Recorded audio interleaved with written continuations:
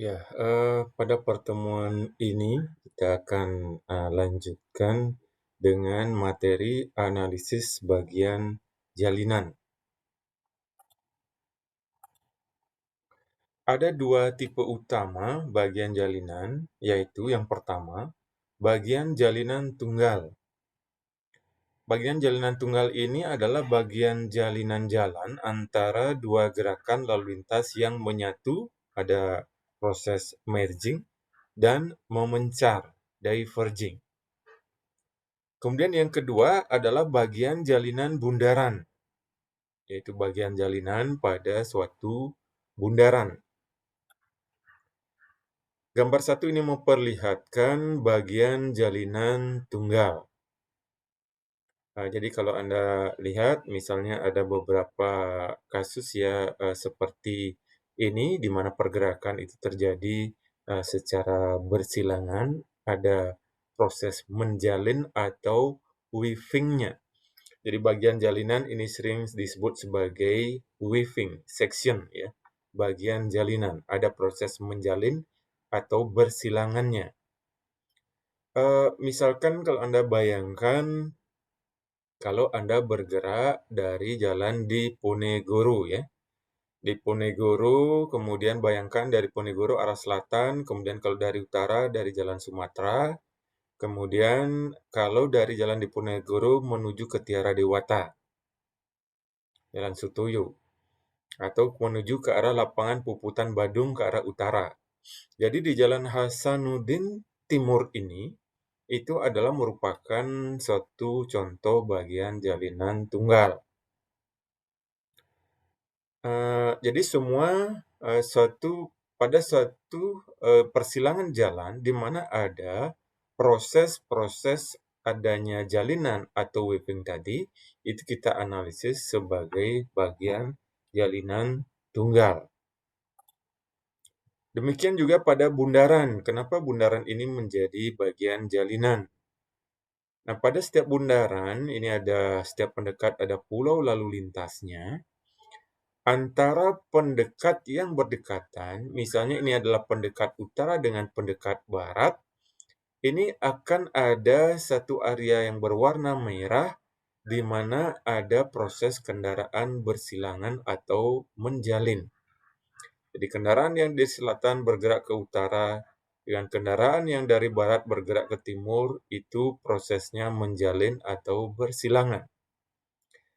Sehingga kalau persimpangan bundaran dengan 4 lengan simpang seperti ini, itu akan memiliki 4 bagian jalinan.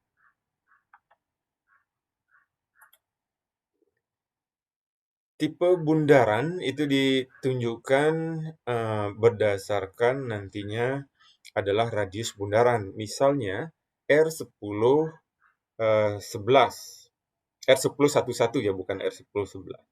R10 11, R10 22. R10 11 artinya radius bundaran 10 meter, satu lajur pada pendekat minor dan satu lajur pada pendekat utama. Jadi kalau R10 22 berarti 2 lajur pada pendekat minor dan 2 lajur pada pendekat utama. Sedangkan 10 ini adalah jari-jarinya ya. Selanjutnya lebar lajur masuk untuk satu lajur itu umumnya adalah 3,5 meter, di mana panjang jalinan dengan radius bundaran 10 meter itu LW, panjang jalinannya sekitar 23 meter, dan lebar jalinannya WW sekitar 7 meter. Nah, demikian juga untuk yang tipe lainnya R1022 sampai R2022. Jadi panjang jalinannya yang R2022 LW-nya 43 meter, lebar jalinannya WW-nya 9 meter, lebar lajur masuk karena ini adalah 2 lajur adalah 7 meter. Ukuran kinerja bagian jalinan tunggal itu berbeda dengan ukuran kinerja bundaran. Untuk bagian jalinan tunggal, itu yang diukur adalah kapasitas, derajat kejenuhan, kecepatan, dan waktu tempuh. Sedangkan untuk kinerja bundaran, ini yang dua pertama ini sama ya kinerjanya, kapasitas, derajat kejenuhan. Bedanya adalah tundaan dan peluang antrian.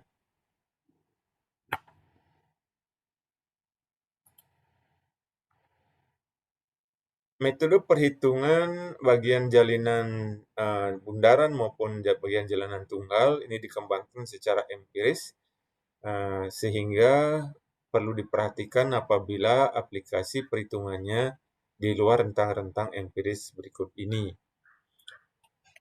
Misalnya ini adalah lebar pendekat untuk bundaran minimal ada 9 meter, rata-rata 6 meter, rata-ratanya 9 meter, maksimalnya adalah 11 meter. Sedangkan untuk jalinan tunggal minimalnya lebar pendekatnya 8 meter, rata-ratanya 9,6, maksimalnya 11 meter. Jadi apabila diaplikasikan di luar rentang ini, itu sebenarnya harus dilakukan adjustment atau penyesuaian. Nah, kita lihat hal yang menarik lainnya adalah persentase yang kita lihat ya, persentase dari LV, HV, MC. Kalau kita lihat di sini persentase LV-nya itu rata-ratanya pada bagian jalanan bundaran itu adalah 60% LV, HV-nya 2%, MC-nya 33%. Sedangkan untuk bagian jalanan tunggal, persentase LV-nya rata-rata 63%, HV 3%, MC-nya 32%. Jadi ini adalah kondisi lalu lintas pada saat tahun 1990-an ketika dikumpulkan data-data MKJI yang dipublikasi tahun 1997. Tentunya ini sudah berubah sekarang ya, di mana persentase MC yang lebih besar daripada persentase LV. Nah, itu sebabnya maka nilai-nilai baik dalam grafik maupun tabel MKJI itu seharusnya sudah diperlukan penyesuaian untuk kondisi saat ini.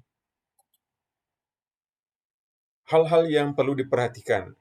Yang pertama, metode ini menerangkan pengaruh rata-rata dari data yang bersifat empiris, jadi dari data hasil survei lapangan. Kemudian yang kedua, kesalahan perkiraan kapasitas itu sekitar 15%. Metode ini berlaku untuk derajat kejenuhan yang lebih kecil dari 0,8-0,9. Pada arus lalu lintas yang lebih tinggi, ini perilaku lalu lintas umumnya menjadi lebih agresif. Dengan kemungkinan besar bagian jalinan menjadi terhalang oleh para pengemudi yang berebut masuk pada ruang terbatas di area konflik bagian jalinan. Metode ini diturunkan dari lokasi dengan kondisi perilaku lalu lintas tahun 1991-1992. Jadi pada saat tersebut kondisinya ya terbalik ya, di mana komposisi LV-nya itu sekitar 60% lebih tinggi daripada komposisi sepeda motornya, hanya sekitar 30-an%.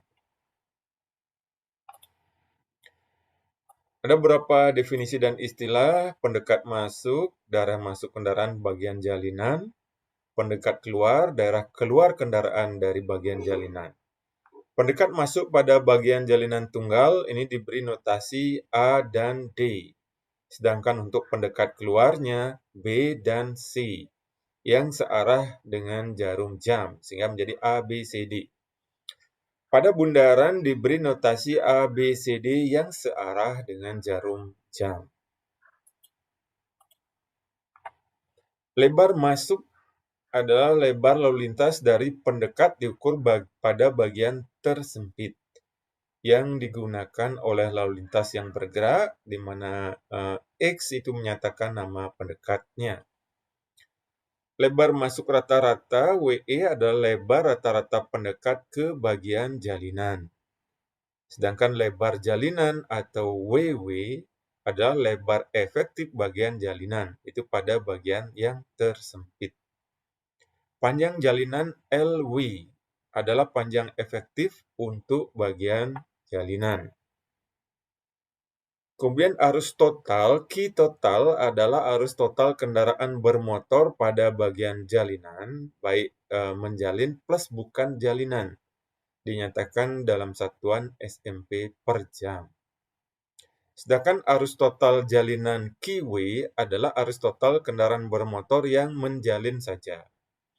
Sedangkan rasio jalinan PW adalah rasio antara arus jalinan total dan arus total. Jadi volume lalu lintas yang menjalin dibagi dengan volume lalu lintas total.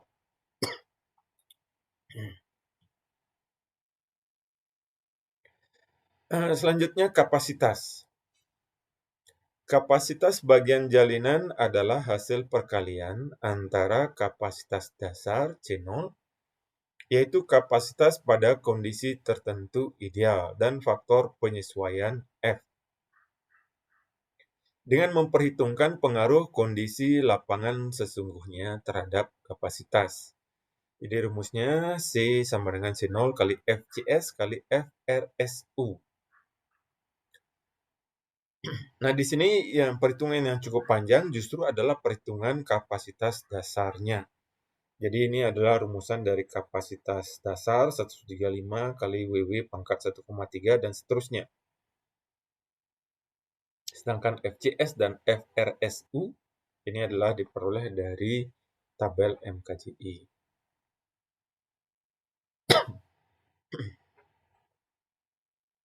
Kapasitas bundaran didefinisikan sebagai arus lalu lintas total pada saat bagian jalinan yang pertama mencapai kapasitasnya. Jadi nanti walaupun terdiri dari 4 bagian jalinan, maka kapasitas itu ditentukan oleh kapasitas bagian jalinan yang pertama mencapai kapasitasnya. Derajat kejenuhan DS sama dengan Q per C, ini sama ya untuk pertemuan derajat kejenuhan, yaitu arus total lalu lintas masuk ke bagian jalinan dibagi kapasitas dari bagian jalinan. Sehingga kalau satu bundaran yang terdiri dari 4 bagian jalinan, kita harus menghitung nilai DS untuk keempat bagian jalinan tersebut. Untuk bundaran, derajat kejenuhannya adalah nilai yang maksimal dari DS pada bagian jalinan yang ke I.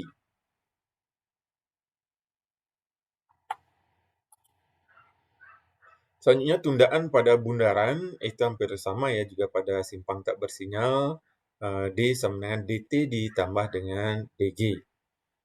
D adalah tundaan rata-rata bagian jalinan detik per SMP, sedangkan DT adalah tundaan lalu lintas rata-rata bagian jalinan, sedangkan DG adalah tundaan geometrik rata-rata bagian jalinan. Jadi satuan tundaan adalah detik per SMP. Ada beberapa catatan. Yang pertama, tundaan lalu lintas pada bagian jalinan ditentukan berdasarkan kurva tundaan empiris, dengan derajat kejenuhan ini sebagai variabel masukan. Sedangkan tundaan geometrik pada bagian jalinan ditentukan dengan rumusan berikut. Jadi DG ini ditentukan oleh nilai DS.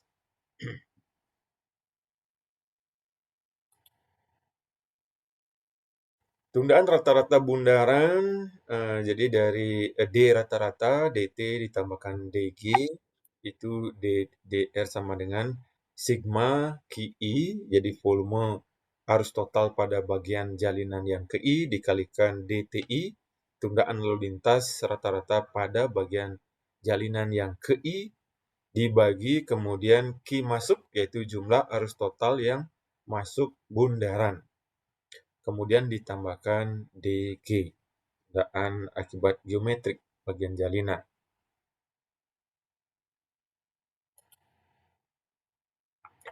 Nilai normal kecepatan yang digunakan adalah 40 km per jam. Tundaan geometrik kendaraan yang tidak terhambat itu besarnya adalah 4 detik dan percepatan atau perlambatan adalah 1,5 meter per detik kuadrat. Peluang antrian pada bundaran, peluang antrian Q/% ditentukan berdasarkan kurva antrian empiris, di mana salah satu variabelnya yang diperhitungkan adalah derajat kejenuhan. Peluang antrian bundaran ditentukan jadi Q/% adalah nilai yang maksimum dari peluang antrian untuk bagian jalinan ke I.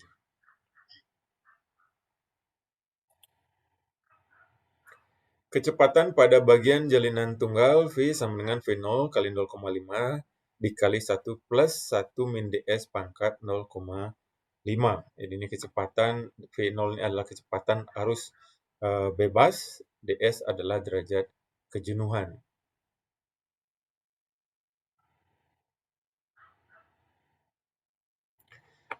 Nilai V0 kecepatan arus bebas ini dihitung dengan rumus ini ya, 43 dikali 1 dikurangi PW per 3.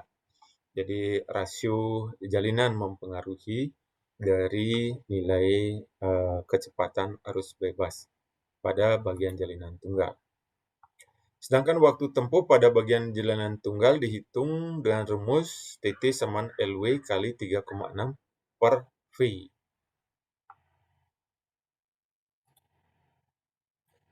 Ada beberapa hal yang perlu diperhatikan, yaitu yang pertama, waktu tempuh dari metode ini dapat digabung dengan nilai tundaan dan waktu tempuh dari metode untuk fasilitas lainnya untuk mendapatkan waktu tempuh sepanjang rute pada jaringan jalan. Bundaran paling efektif itu jika digunakan untuk persimpangan antara jalan dengan ukuran dan tingkat arus yang sama.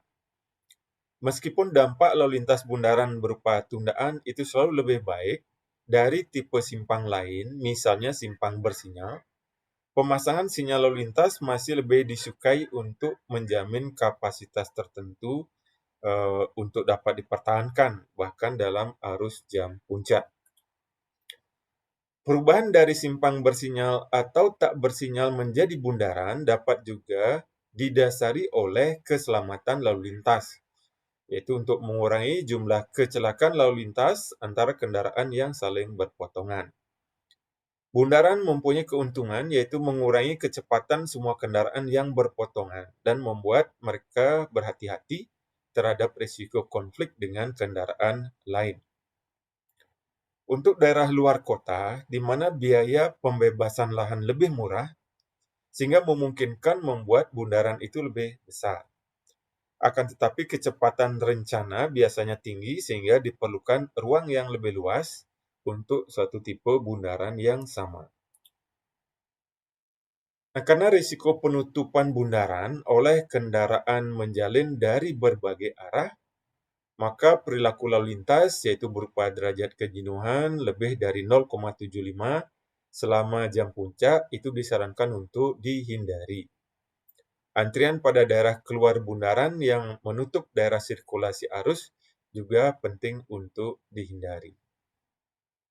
Bundaran cenderung lebih aman dari persimpangan sebidang lainnya, di mana tingkat kecelakaan lalu lintas pada bundaran 4 lengan diperkirakan sebesar 0,3 kecelakaan per juta kendaraan masuk, dibandingkan dengan 0,43 pada simpang bersinyal dan 0,6 pada simpang tak bersinyal. Pengaturan tanda beri jalan pada pendekat yang memberikan prioritas pada kendaraan yang berada dalam bundaran itu dapat mengurangi tingkat kecelakaan. Nah, cara ini lebih efektif untuk menghindari terjadinya juga penyumbatan bundaran. Pengaturan sinyal lalu lintas sebaiknya tidak diterapkan pada bundaran karena dapat mengurangi keselamatan dan kapasitas. Bundaran yang mempunyai tingkat emisi yang lebih rendah dibandingkan simpang sebidang lainnya, karena dapat mengurangi tundaan dan memungkinkan banyak kendaraan memotong simpang tanpa harus berhenti total. Nah, kita akan lanjutkan dengan perencanaan rinci untuk bundaran. Jadi, secara teoritis, bundaran itu akan mempunyai kapasitas tertinggi apabila lebar dan panjang jalinannya sebesar mungkin. Jadi ini misalnya seperti kasus ya simpang Dewa Ruci kemarin yang diatur dengan bundaran, tidak mampu lagi kapasitas bundaran itu melayani pergerakan lalu lintas sehingga pemecahannya seharusnya radius bundarannya itu ditambahkan. Tujuannya adalah untuk menambah lebar dan panjang jalinan sehingga kapasitas dari bundaran menjadi lebih ya besar. Karena lahannya terbatas tidak memungkinkan untuk memperluas daripada radius bundaran. Seperti kalau kita lihat kasus bundaran HI di Jakarta ya, itu radiusnya itu sangat besar. Sehingga akhirnya dipasang underpass. Karena ketika bundaran itu sudah mengalami konflik yang tinggi seperti bundaran Simpang Dewa Ruci, sudah tidak akan mampu lagi ditangani dengan sinyal lalu lintas. Nah, kita lihat tahapan perubahan dari bundaran Simpang Dewa Ruci ya. Semula adalah bundaran, kemudian mulai terjadi saling mengunci kendaraan pada daerah konflik bundaran, kemudian dipasang akhirnya pada saat itu sinyal lalu lintas. Sehingga dipasang traffic light pada bundaran Simpang Dewa Ruci. Dengan dipasang traffic light juga antrian menjadi justru tambah panjang. Akhirnya tidak bisa lagi mengatasi permasalahan, kemudian jalan keluarnya adalah dengan membuat simpang tidak sebidang, yaitu berupa underpass. Bundaran dengan satu tempat masuk adalah lebih aman dari bundaran yang berlajur banyak. Bundaran juga harus direncanakan untuk memberikan kecepatan terendah pada lintasan pendekat, sehingga memaksa kendaraan menyelesaikan perlambatannya sebelum masuk bundaran. Jadi ada desain secara geometrik bundaran, di mana akibat desain geometrik itu secara otomatis akan terjadi perlambatan kendaraan sebelum memasuki daerah konflik bundaran. Radius pulau bundaran ini ditentukan oleh kendaraan rencana yang dipilih untuk membelok di dalam jalur lalu lintas dan jumlah lajur masuk yang diperlukan. Radius yang lebih kecil dapat mengurai kecepatan pada bagian keluar yang menguntungkan bagi keselamatan pejalan kaki yang menyeberang. Radius yang lebih kecil juga memaksa kendaraan yang masuk memperlambat kecepatannya sebelum masuk daerah konflik. Radius yang lebih dari 30-40 meter ini sebaiknya dihindari. Bundaran dengan satu lajur sirkulasi yang direncanakan untuk semi-trailer misalnya, sebaiknya dengan radius minimum 10 meter. Untuk dua lajur sirkulasi, radius minimumnya adalah 14 meter. Daerah masuk ke masing-masing bagian jalinan ini harus lebih kecil dari lebar bagian jalinan. Pulau lalu lintas di tengah bundaran sebaiknya ditanami pohon yang rendah sehingga tidak mengganggu jarak pandang. Pulau lalu lintas juga sebaiknya dipasang di masing-masing lengan untuk mengarahkan kendaraan yang masuk, sehingga sudut menjalin antara kendaraan itu menjadi lebih kecil. Lajur terdekat dengan kerb sebaiknya lebih lebar dari biasanya untuk memberikan ruang bagi kendaraan tak bermotor dan memudahkan kendaraan untuk belok kiri lewat tanpa menjalin di dalam bundaran. Prosedur perhitungan langkah yang A adalah data masukan meliputi data kondisi geometrik, kondisi lalu lintas, dan kondisi lingkungan. Ini sama ya, seperti simpang tak bersinyal sebelumnya. Langkah B adalah perhitungan kapasitas, meliputi parameter geometrik bagian jalinan, kapasitas dasar, faktor penyesuaian ukuran kota, faktor penyesuaian tipe lingkungan, hambatan samping dan kendaraan tak bermotor, kemudian kapasitas dalam kondisi real lapangan. Langkah C adalah perilaku lalu lintas yang meliputi derajat kejenuhan, tundaan, peluang antrian, kecepatan, kemudian waktu tempuh.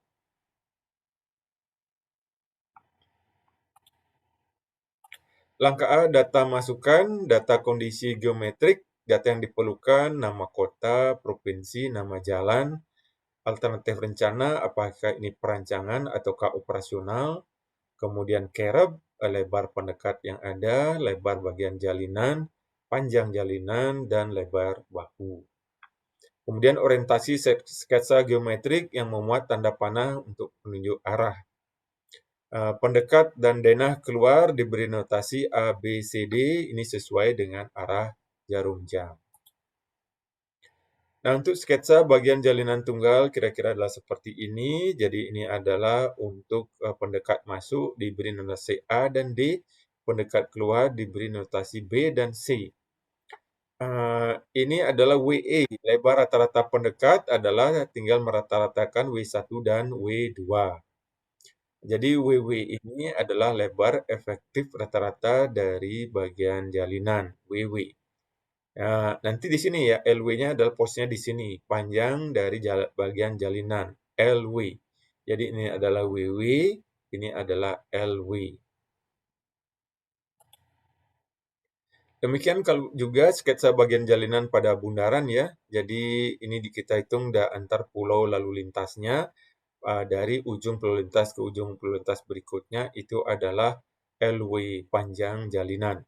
Sedangkan dari tepi bundaran ini sampai ke uh, tepi tikungan ini adalah WW. Jadi lebar bagian jalinan. Jadi ini LW-nya, ini WW-nya. W masuknya adalah W1 dan W2. Jadi ada pendekat masuk dari W1 dan W2. Sehingga bisa kita lihat bahwa untuk bagian jalinan konsepnya sama ya dengan bagian jalinan tunggal. Hanya saja bagian jalinan bundaran ini memiliki 4 bagian jalinan tunggal. Data berikutnya adalah kondisi lalu lintas yang terdiri dari 3 bagian. Jadi kita harus membuat sketsa arus lalu lintas untuk menggambarkan pergerakan lalu lintas. Kemudian komposisi dari arus lalu lintas, persentase LV, HV, dan MC, arus kendaraan tidak bermotornya. Nah, kondisi lalu lintas untuk bagian jalinan tunggal, ini ANW adalah dari pendekat A yang non-waving yang tidak menjalin ya. NW ini non-waving. Ini di sini mungkin tidak kelihatan ada AW, A waving yang menjalin. Ini dari pendekat D ada DW dan DNW. Jadi DW adalah waving yang menjalin, DNW yang tidak menjalin. Jadi dari pendekat A ini akan ada dua pergerakan ANW, pergerakan yang tidak menjalin. Jadi misalnya ini dari arah barat, jadi menuju ke utara, seperti ini. Kemudian yang menjalin adalah ini dari utara misalnya ya, ini dari utara, kemudian ini misalnya dari Jalan Sumatera ya. Jalan Sumatera menuju ke arah Tiara Dewata, ini adalah AW. Dari Jalan Sumatera menuju kembali ke Lapangan Puputan, itu adalah ANW, non-waving. Demikian juga kalau kita bayangkan dari Jalan Diponegoro ya, dari Jalan Diponegoro menuju ke Tiara Dewata di Hasanuddin, itu adalah DNW, non-waving. Tapi kalau dia menuju ke Jalan Lapangan Puputan adalah DW, jadi D-waving. Q total adalah AW tambah ANW tambah DW tambah DNW. Jadi total keseluruhan lalu lintas, baik menjalin maupun tidak menjalin. Rasio jalinan PW adalah QW, jadi volume lalu lintas yang menjalin dibagi dengan Q totalnya. Nah, ini adalah untuk kondisi lalu lintas bagian jalinan pada bundaran ya. Kita lihat pergerakan di pendekatnya, kita bisa definisikan mana yang menjadi AW, kemudian menjadi ANW, non-waving-nya. Kalau dia pergerakannya bersilangan, dia adalah waving, kalau tidak bersilangan, non-waving. Nah, ini sebagai contoh, silakan Anda nanti coba ya. Ini contoh diberikan pada bagian jalinan AB misalnya. Ini adalah bagian jalinan AB yang berwarna merah. Pada bagian jalanan AB, arus masuk ke bagian jalinan adalah keseluruhan dari pendekat A. Jadi semua pergerakan yang belok kiri, lurus, belok kanan itu adalah semuanya memasuki yang daerah bagian jalinan. Sehingga A secara keseluruhan.